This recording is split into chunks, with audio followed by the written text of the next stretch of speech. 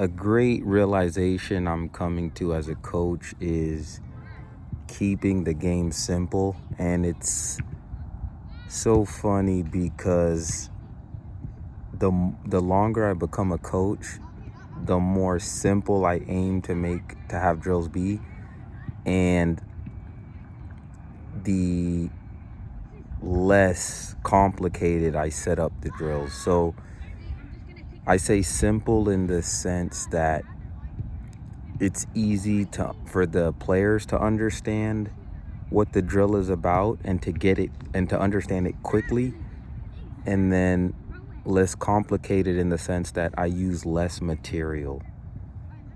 So it's a mixture of both. The more that I coach, and I heard someone else say it, and it was such a good point. But we're so caught up in cognitive and doing all these reaction stuff and people scanning and all that becomes our priority at the sacrifice of basic principles of the game. So it's just a reminder to me just to keep the game simple first, because you cannot do all of that stuff if the players don't understand the basic principles of offense and defense. Once they understand the basic principles and they've mastered the basic principles of how to play the game, and I'm just talking about the basic principles, nothing advanced, then you can start adding on that other stuff.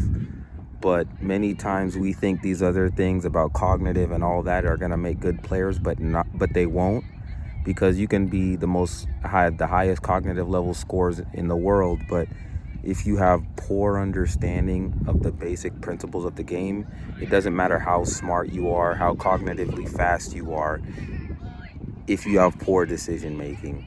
That stuff only helps if you first master the basics. And it's so fun. It's just so funny to me because in theory you would think that a beginner coach has the most simple drills, but in actuality, it's actually probably the most experienced coaches that have the simplest drills. So I think that's actually very funny.